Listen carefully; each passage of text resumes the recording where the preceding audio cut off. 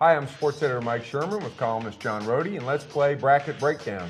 John, which #1 seed do you think is most vulnerable? Well, the team that was #1 most of the year, Memphis. They didn't take care of Memphis. They get to play in Little Rock, which is a couple hours away, but then they got to go to Houston, and they'll probably face Pitt, which is playing great, and then they get Texas and the Lone Star State. So I don't think they treated them very nicely. What about North Carolina? I know they never have to leave the state of North Carolina, but they have that Louisville buzzsaw. You're Louisville. Yeah. And maybe that's what they try to make up for it. I mean, I can understand having regionals or sub-regionals in North Carolina, but you don't need both. You don't have to go back to back.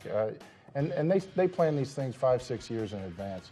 I think that's a big mistake by the committee, and maybe they tried to make up for it because Louisville is by far the best lower seed out there. And also, it looks like Tennessee might have been the best 2 seed, and if you look at it, it looks like they're the lowest seeded. That's right. 2. That's right. And I'm not sure they're getting past Butler.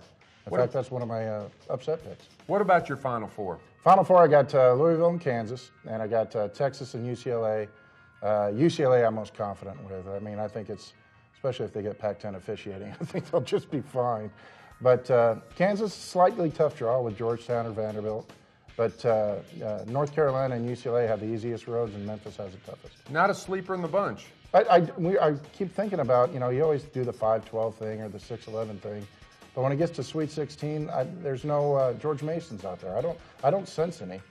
Hey, I'm not very good at this bracket stuff. Get in line. And I'm going to need some help. Can you cough up a few sleepers for us? Maybe just one. Well, I think Pitt is the most likely sleeper. If Bob Knight says it, it must be true. But also Xavier. I think they could get past Duke, and if they get past Duke, they got UCLA. Unfortunately, it's in Phoenix, and they're a long way from home. But if there's neutral people at that game, they'll be pulling for Xavier. Xavier's end of the season. Yeah, a little bit of a dip, but I mean, they proved it all year long. They're a pretty stout team. Drew Lavender. Hey, by the way, for more of John's bracket wisdom, go to newsok.com, where all the Oklahoma's college experts have posted their brackets.